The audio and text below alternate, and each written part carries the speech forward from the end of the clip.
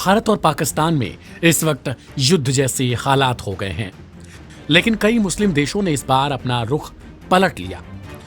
चौतरफा घिरे पाकिस्तान की ओर से भारत के खिलाफ भड़काऊ और आक्रामक कार्रवाइयां की जा रही हैं। इस दौरान रिहायशी इलाकों के साथ ही सैन्य ठिकानों को निशाना बनाने की नापाक कोशिश हो रही है।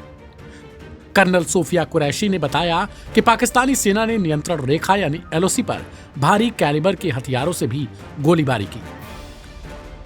कुल 36 स्थानों पर घुसपैठ की कोशिश करने के बाद करीब 300 से 400 ड्रोन का इस्तेमाल किया गया।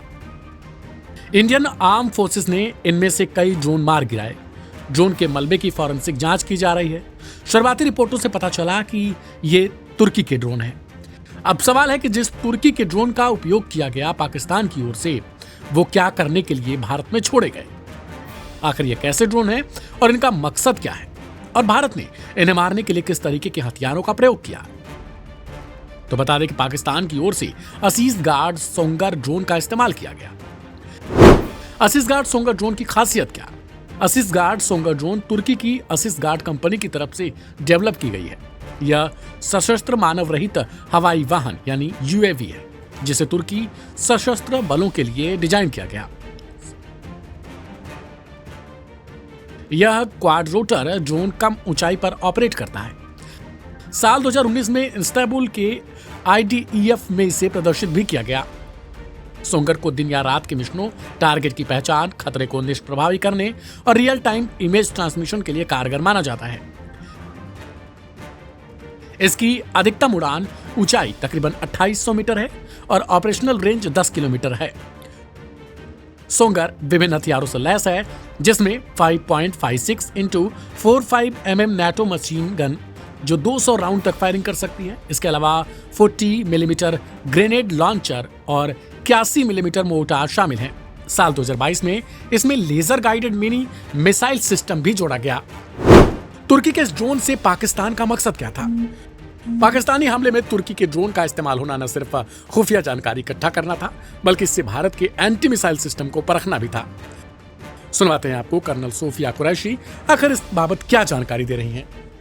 ऑपरेशन सिंदूर पर 7 मई 2025 को हुई प्रेस कॉन्फ्रेंस के दौरान भारत ने अपनी प्रतिक्रिया को केंद्रित, संतुलित और गैर उत्तेजक बताया था। यह विशेष रूप से स्पष्ट किया गया था कि पाकिस्तानी सैन्य ठिकानों को निशाना नहीं बनाया गया। साथ ही दोहराया गया कि भारत में किसी भी सैन्य लक्ष्य पर हमले का उचित जवाब दिया जाएगा।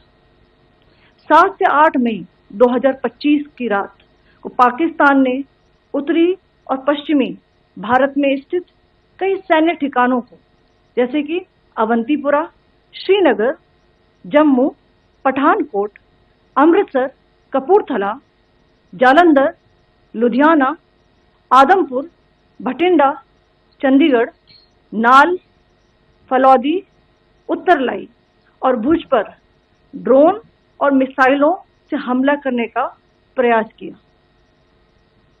इन हमलों को इंटीग्रेटेड काउंटर यूएस ग्रिड और वायु रक्षा प्रणालियों द्वारा निष्क्रिय कर दिया गया।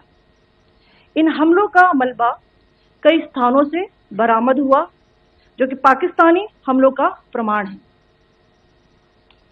On the night of 7th May 2025, Pakistan attempted to engage a number of military targets in northern and western India using drones and missiles.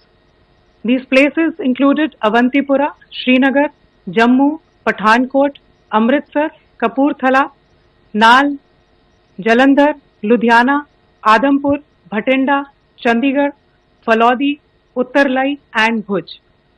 These were neutralized by the integrated counter unmanned aerial system and other air defense systems.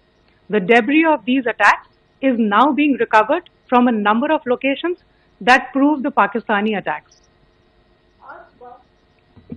आज सुबह भारतीय सशस्त्र बलों ने पाकिस्तान के कई स्थानों पर वायु रक्षा रडार और प्रणालियों को निशाना बनाया।